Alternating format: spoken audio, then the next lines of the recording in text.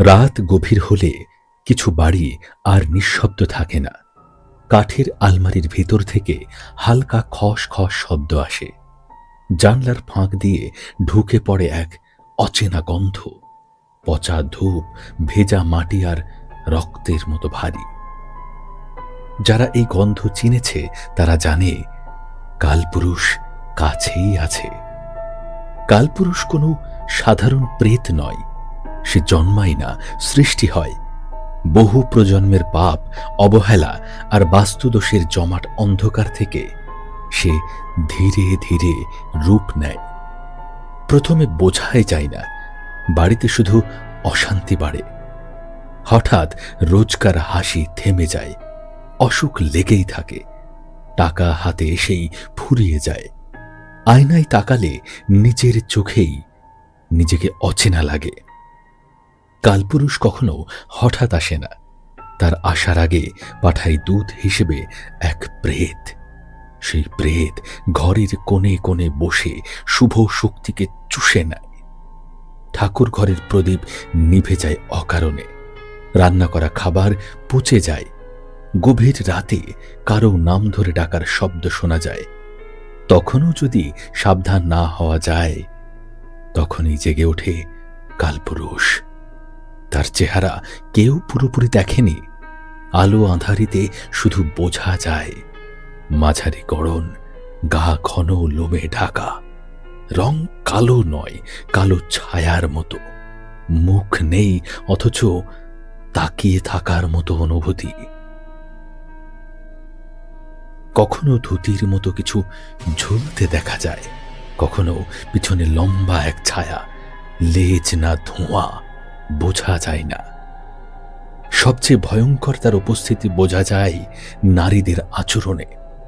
ঘুম ভেঙে যায় মাঝরাতে, শরীর অবশ লাগে, বুকের উপর ভারী কিছু বসে আছে মনে হয়। সকালে সেই নারী কিছুই মনে করতে পারে না, শুধু অকারণ ক্লান্তি আর বিরক্তি নিয়ে সারা দিন কাটে।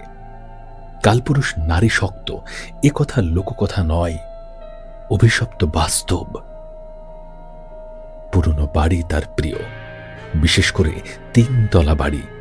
সে থাকে ওপরের তলায়, যেখানে আলো কম পৌঁছায়।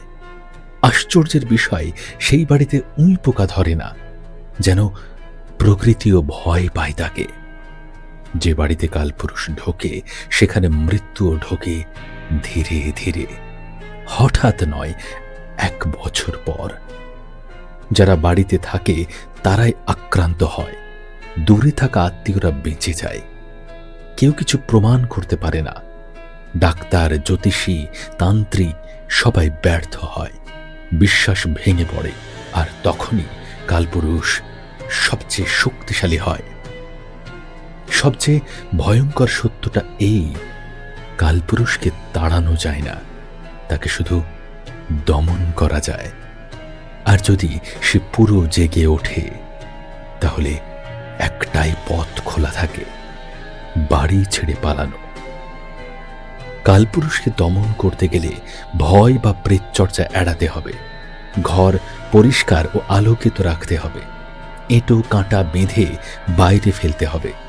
সকালে স্নান করে গঙ্গা জল ছিটাতে হবে, নিয়মিত ধূপ ধুনো জ্বালিয়ে শাঁখ ঘণ্টা বাজাতে হবে এবং রাতে জোরে জোরে স্তোত্র পাঠ করতে হবে। তাই রাতে যদি অকারণে ঘরের কোণে কালো ছায়া নজরে আসে, কিংবা যদি নিজের নাম ধরে কেউ ডাকছে মনে হয় অথচ আশেপাশে কেউ নেই, তাহলে বুঝবে কালপুরুষ তোমাকে নিতে এসেছে। ভিডিওটি ভালো লেগে থাকলে লাইক করে চ্যানেলটি সাবস্ক্রাইব করে দিও এরকম আরও ভিডিও দেখার জন্য। See you in the next video.